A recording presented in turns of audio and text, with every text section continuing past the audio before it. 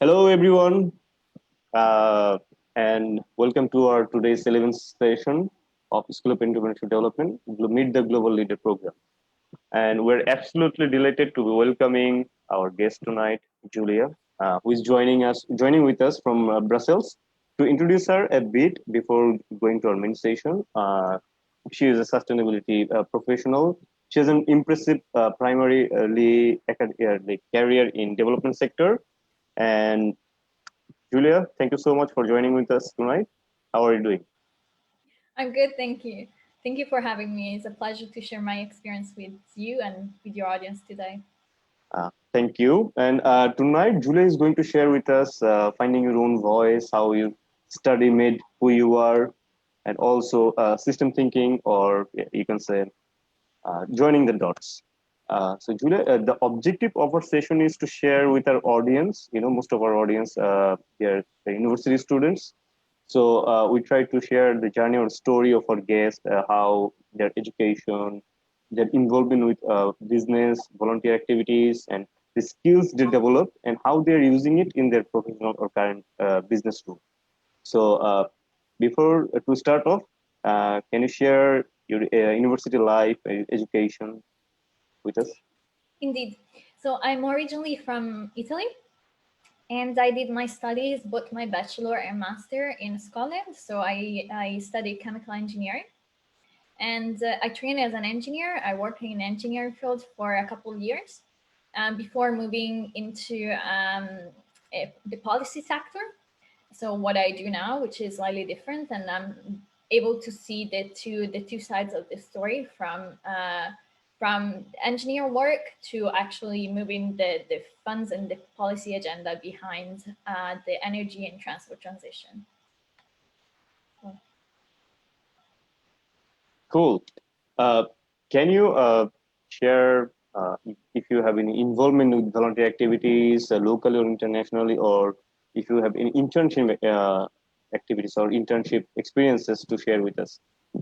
Indeed, I really saw my university years as the years where I could build on my skills to become a better professional and of course to train. And at university, I was involved in several activities. One was volunteering, mainly with the Rotary International, which is an international organization that does philanthropic work. But so I started doing development work already at the time. Especially we did some work in Nepal, but also any other region.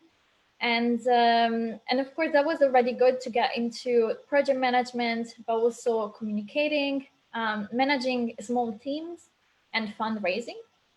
And the other type of involvement I actually had was with organizing events, many events around the sustainable development and sustainability as well.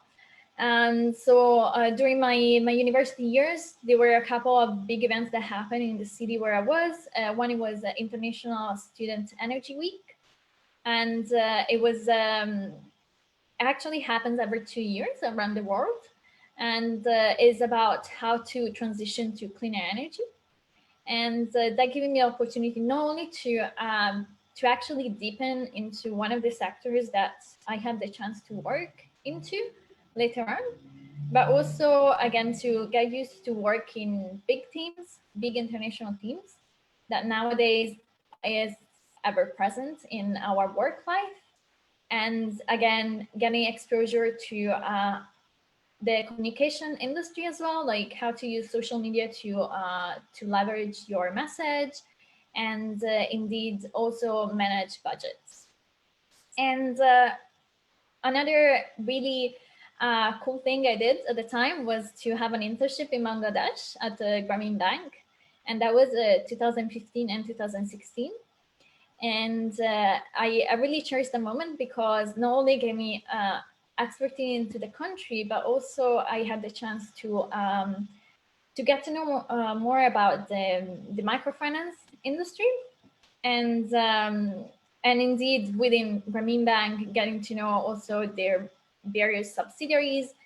And also I cherish the fact that I've been able during university to travel a bit, not only in Bangladesh but also in India, and and Australia for different internships.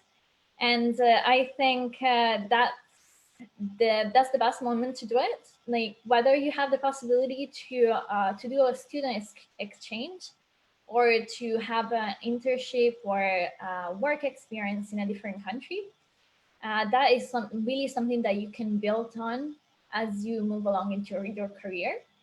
But also, if you have the time to just take some time again and do something completely different. And I think that during my universities, I really try to experiment with different fields and through my different internships and see what I would like the most. So of course, the internship in full-on engineering and an internship in microfinance, but also consulting and different things, so that I could experiment back then when I didn't really have the pressure of having a clear path or career, and didn't really have any further responsibility than having good grades and actually finishing my studies. And actually something else that I did in a university, because that's something that maybe getting internship abroad is may not be fully available for everyone.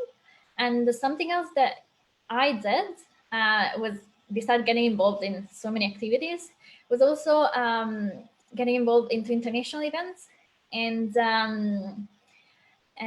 a business competition. So at the time, before I graduated, there was the World Expo in Milan, which is actually where I come from, and I had the chance to work there, and that was very good. Again, to have experience in the event sector, which is something completely different than what I ended up doing, but B, also because you have the chance to really meet with a lot of people from all over the world, and beside, of course, opening your mind, and but it's also very good to have those contacts, because you never know what comes out in your life. And with some people I met there, I'm indeed still in contact, and some went on creating their ventures, and it's very nice to see their how their path developed after that. And business competition, that is again a great way to get involved and get some real skills in business development, in strategy, in management, project management, etc. That you could get maybe over a weekend or over a full week, etc. And indeed, there are so many business competition nowadays that are being organized by either your universities or even companies as a way of recruiting. Wow, absolutely amazing experience. And just let me ask you, your major was in engineering, right? Yes. And you did all that amazing stuff. So you traveled abroad to learn microcredit. You traveled to India, Bangladesh, and what experiences you had apart from learning those microcredit and other stuffs? Yeah, indeed. Being able to, I think, communicate across culture, it's very important. And maybe I feel that nowadays we may take it for granted because we are so connected, right? Right now I'm talking to you and you're in Bangladesh, and we actually feel that, yes, everyone speaks English, for example, and everyone behaves in the same way, but actually it is not the case. And it's also being accustomed to a different working culture, and indeed between Europe and Asia, one may think that of course it's working culture are different, but also I've worked in Australia and even within different countries in Europe itself, and working culture do vary quite a bit from country to country, even if we are neighbors. So between France and Belgium, for example, indeed. Just being aware of this, and actually being aware of this before you approach that specific assignment or that specific internship, that you go there and actually you do your research, that is very important. So basically not having the assumption that everyone would understand you, and that you would come across as the good professional you are, let's say, in your country, in a different country. Because indeed, I'm reading this very interesting book, and it's called The Culture Map, and it talks exactly about this, about the difference between Chinese culture, working culture, and US working culture, and how, for example, if I make a pause in my speech right now, for example, in Western culture, someone else would jump in because they would just assume that I've finished talking. Whereas like in other culture, more Asian culture, you would just wait a little bit longer of silence, just to say, yes, like, Julia's finished speaking, so I can speak. And that is exactly like those things that you pick up while working in different culture, or just simply by having colleagues who come from different countries. Yeah. So that's absolutely nice point. I mean, we always try to like put ourselves, and try to measure others like wearing our own shoes, but we should like be like for emotional intelligence, that intellectual topic that we are currently in. Anyway, but your international activities like internship in Bangladesh and India and other countries, your experience, your current work, uh, what have you found you have seen in these countries, the barriers, and how, if there is any, or there were any, how, how did you break those barriers? I mean, how did you accustom yourself with those cultures, or in culture shock, or how did you adapt? Yeah, that's a very good question. um I think for me, I'm naturally a person who listens first. So whenever I travel to this country, the first, let's say, the first period was just observation of being very observing of different people and how they behave. And for example, what is expected from yeah, from a female, like a foreigner, how what is expected to from from me as a foreigner. And yeah, just listen, and listen to the cues, and actually just observing very, very carefully. And of course, researching, but also the fact that, for example, when I mentioned that I volunteer with different international networks, and that gave me access to people and network in different countries that could help me, and that was very valuable. Of having someone I kind of knew already, who shared my same values, and who could help me into getting accustomed to the country. It's cool. That is very important. And funny point you shared.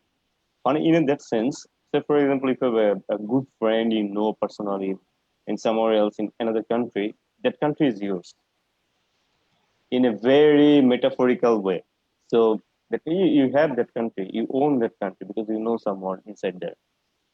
So if you have any help regarding information or anything else, you can get it.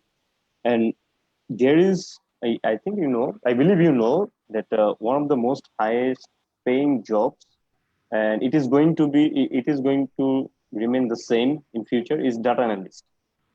So you mentioned one thing that before going to a different country, doing your internship or volunteer works, you researched, you did some research, right? So the thing is, that is data analysis.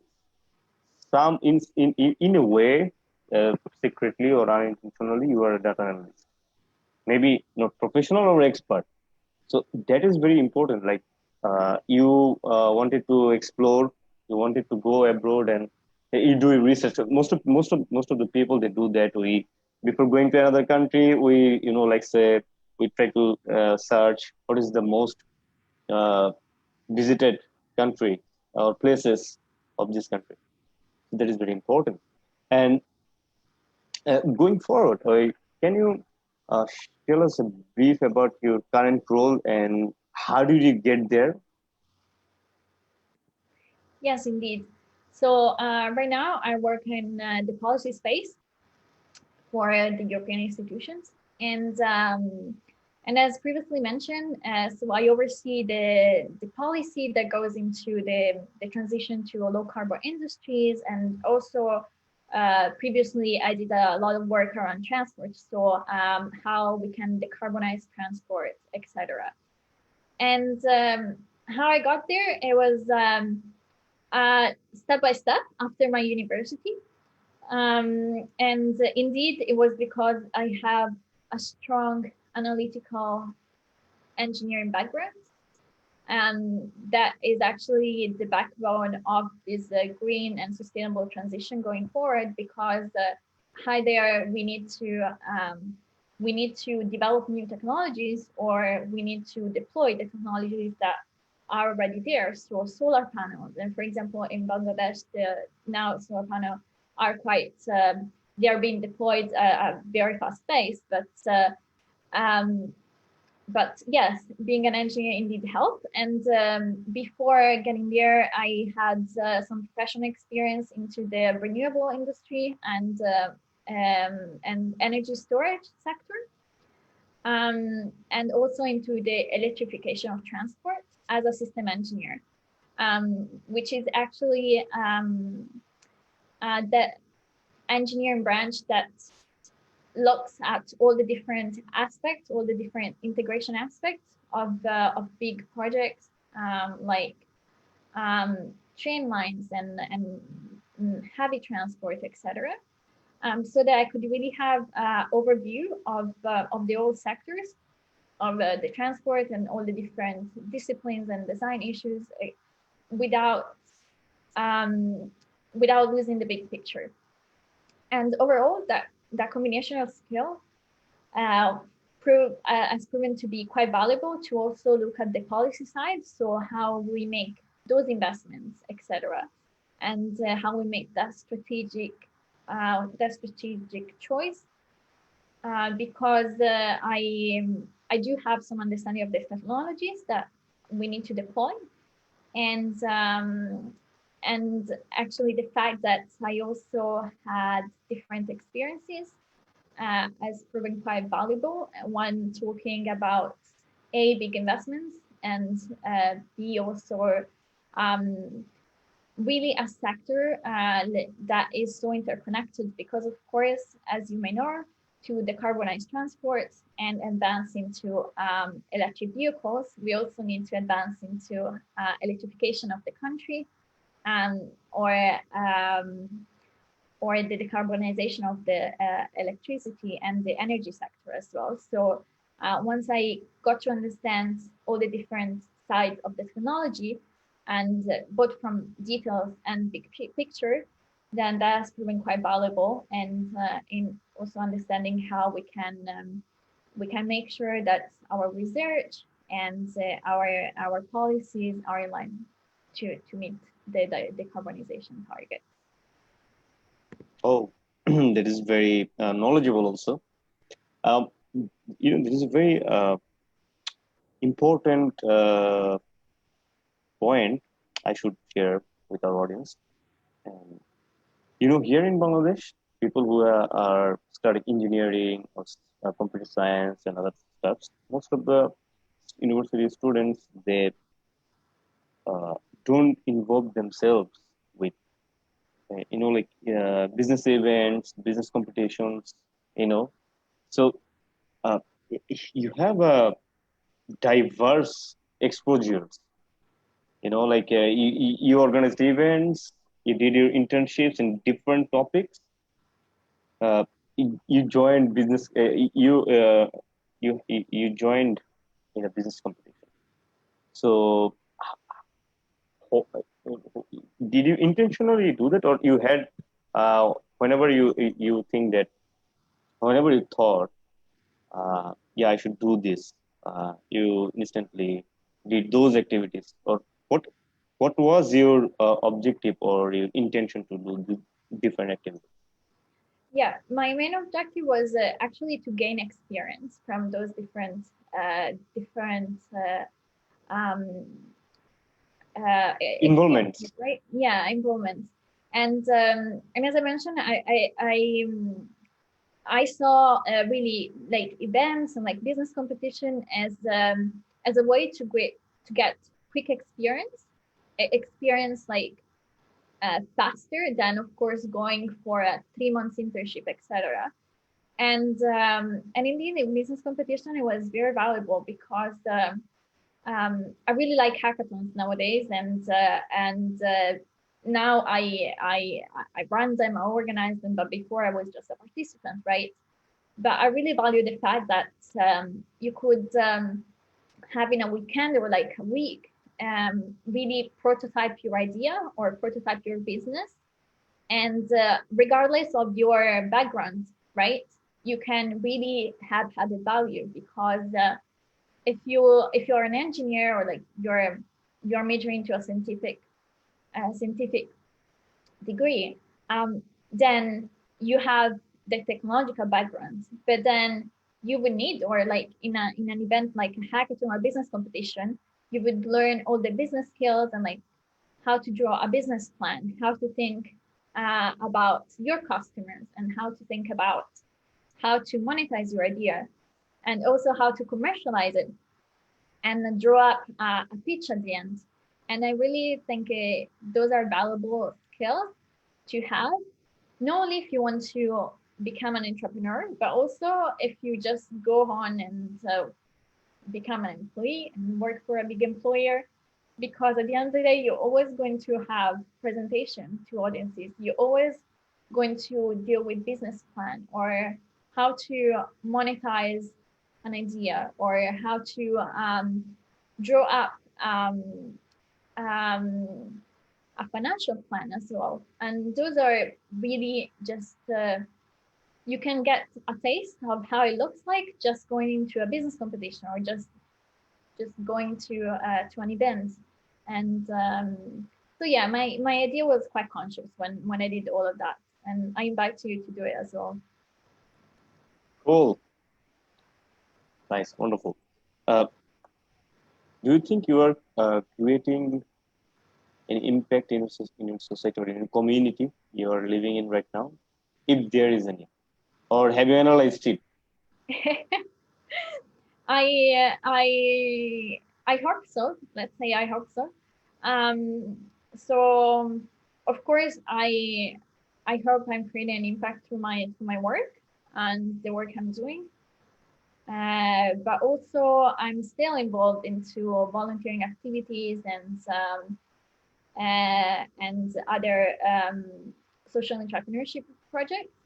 And one in particularly, one of I'm doing is about raising awareness about sustainability and the United Nations Sustainable Development Goals to young people, and I do this through different channels and with different projects, also partnering up with different people and different organizations. And the other project I'm working on and is about gender equality and how to also promote the study of the scientific subject to female, because both in Western countries, both in Eastern countries, the percentage of females who are engineers, who are scientists, and who study technology is very low. So I think in Europe is around 18% overall. Europe overall, I know in the United Kingdom was 9% a few years back. So it's very, very low. And I try to raise awareness of this, mentoring young students and also organizing events and doing talks as well. So yeah, I hope I'm creating an impact. I'll have a small, but yeah, and I think I really I really cherish when, for example, I receive even, let's say I give a talk to 100 of people, right? And then just one person comes back to me and writes, actually, your talk really helped me to understand that I want to go forward and study the subject. And even if I think with everything I do, I can change or help even one person, I think that's a pretty big impact. So, and that is very important. I mean, people, some people are in one point of their life, they're involved heavily with so many activities or developing activities or volunteer activities, and after getting a job or joining with a company, most of the people they cannot continue. But that is a double impact. I mean, you are working and you are combining both the skills, both is in your current company organization and also in the volunteer organization, so events or the things you're doing. And the thing you said, have you found or have you seen any development in females in technology or females in engineering in that sector? To be short, Yeah, you mean after my involvement or in general? Like how no, has it no, changed in general. in general? Um, yeah, let's say that I feel there is a slight improvement because I feel at least okay. Just bear in mind that for the past 3 years of my career, I've just been based in Europe. Um, so I think there is a slight improvement simply because, not simply, but because now there are a lot of initiatives and there is a lot of hype and a lot of excitement around the idea of getting more females into science, which is very, very good. So and of course this issue gets a lot of spotlight, and there are very important organizations that work around this area, and they really try to get gender balance into their boards and into their management position. So I think slowly, yes, slight improvement. However, what I feel is still a bit missing is, and what I feel, and this I talk about this because I feel like when having one-to-one conversation with people I know who work in the space of engineering, and for example, people I used to study with, etc., is that when you go and look into one-to-one situation or into specific situation, yeah, I feel that we do have more female who study engineering and who enter the workforce, but after a few years, they kind of try and transition their career outside of it. And so a slight improvement, but still, there is still a lot of work to do. Not what you know. So let's see the two comments. So basically, it's from our CEO. He said, "Very nice to hear from you, and it is being a wonderful session." So yeah, let's carry on. The most uh, common and most important question of our this Meet the Global Leader session is, some young people, they are less connected with the global world or international countries. Sometimes they don't compare themselves or their skills with other countries. So we try to ask our guests, what do they think? What do you think that young generation or youths today should develop uh, some few skills to get themselves future ready? Yeah, I think the young people of today, they have the extreme benefits of being born with technology, right? And indeed that wasn't the they use technology as a very different rate than we used to. And but also I think it's a bit scary, right? Because we have seen that can have a lot of negative impact. But as you mentioned, that the job of the future would be data analyst, and we know if you Google, for example, job of the future, etc., we know that there are some skills that always come to the top.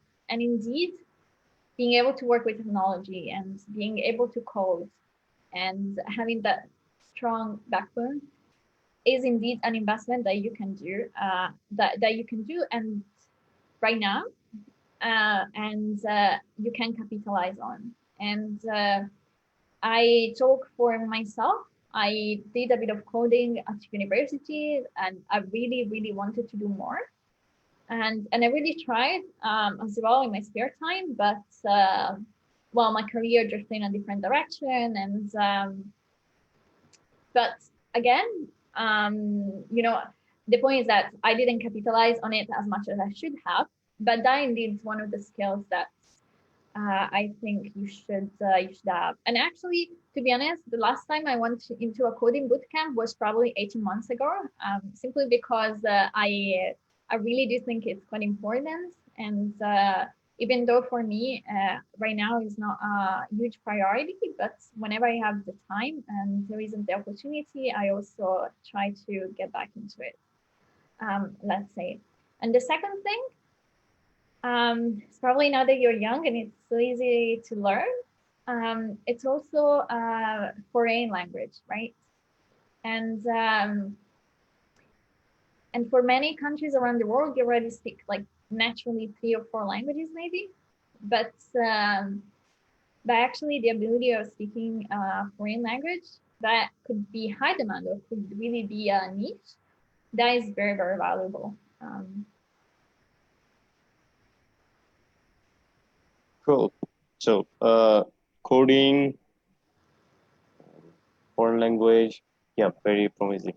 And the thing is, we people are crazy about Apple 12, Apple 13, Apple 14 every year. So they should also update themselves every year, right? So the thing is, before asking your last question, there is a very alarming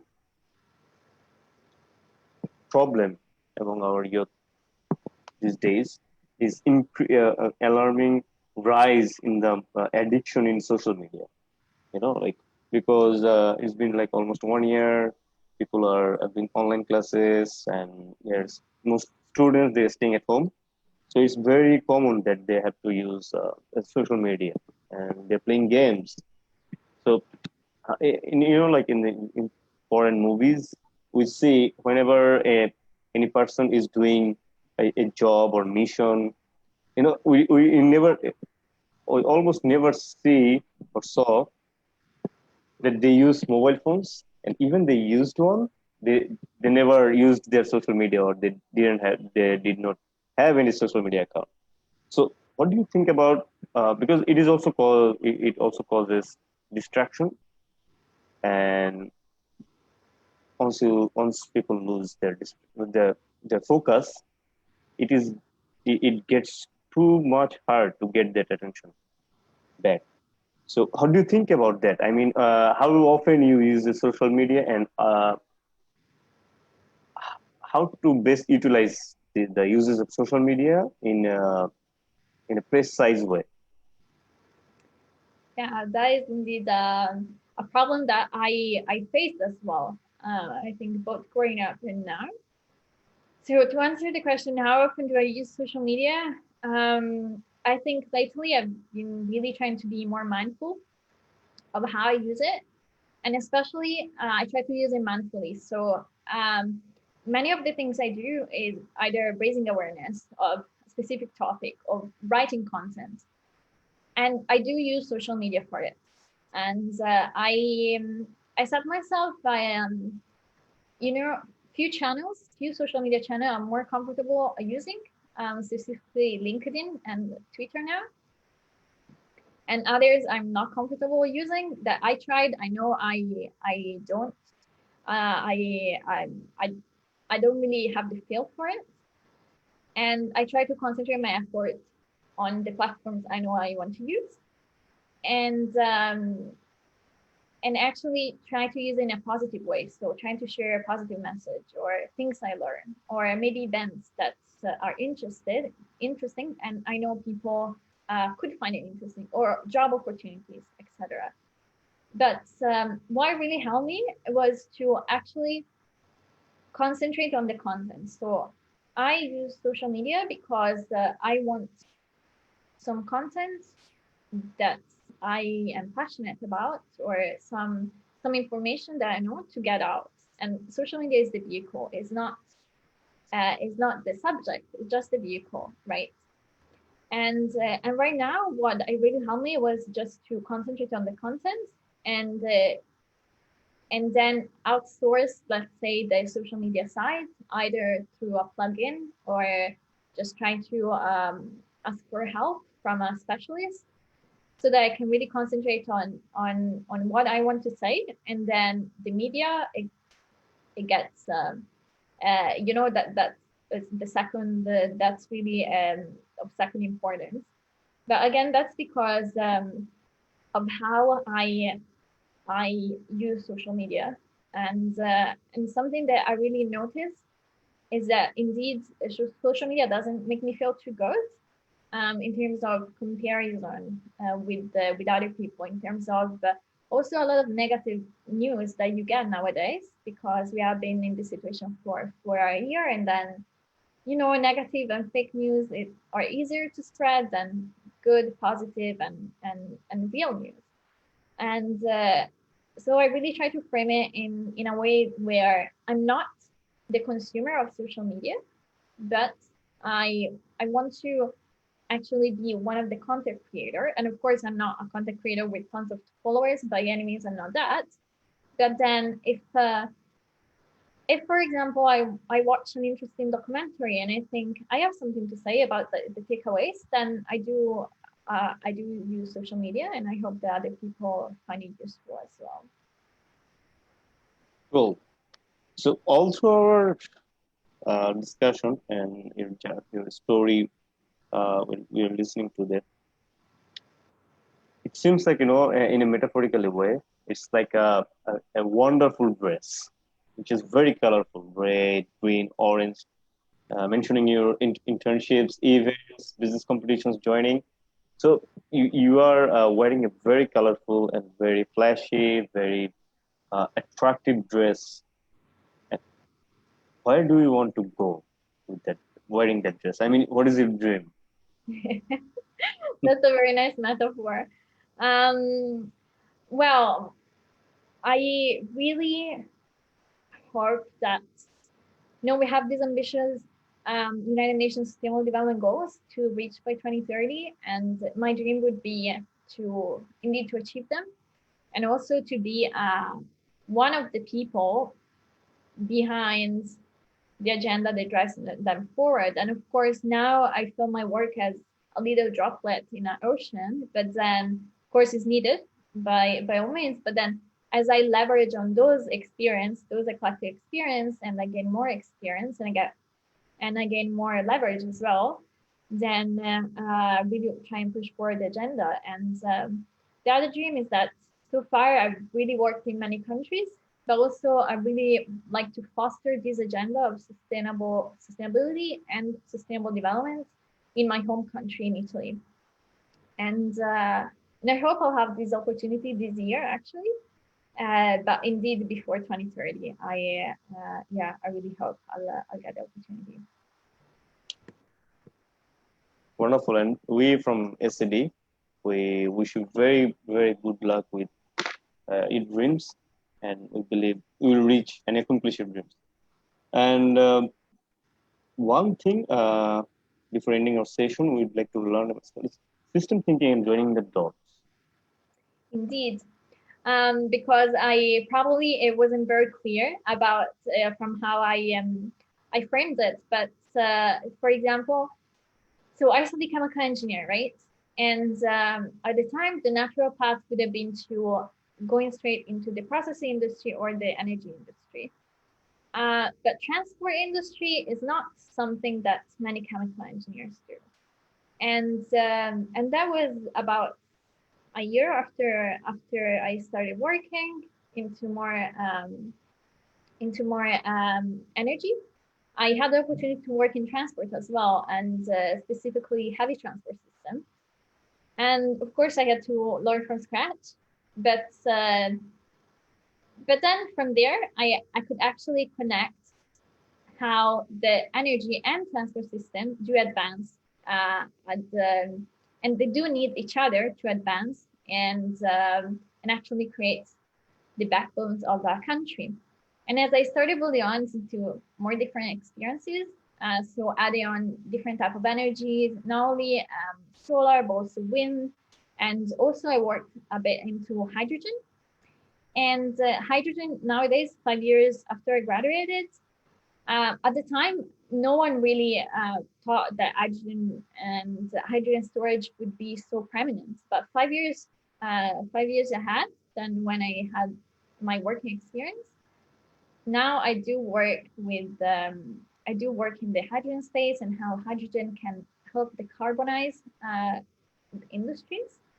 And at the time, I would never thought that, of course, that experience I had would be useful in the future, but actually has proven useful. And of course, you can't never, you, 5 years ago, I would never imagine that I would be able to, from all different experience, try and craft a job where I can actually use all my different bits of experiences. So electrification of transport, and then hydrogen storage, and how hydrogen can become a fuel for transport as well. And of course, all the energy. So you really worked that out while working. Yeah. So that's a very insightful section. Thank you so much for your endeavor and your knowledgeable session. I hope people can, our audience, they have learned something from you, and they will practice some of your advice that you have given to us. And we are truly delighted to have you with us. That you have given your valuable thing, which is time, and also your knowledge and information. Giulia, thank you so much, and we wish you very good luck. Thank you so much. It was a pleasure to be here with you and have this conversation with you. And I hope you find this insightful, and I wish you good luck with all your future endeavors as well. Thank you. And dear audience, we believe you have learned something new from our today's session. And stay well, stay safe. See you in our next event. Thank you so much.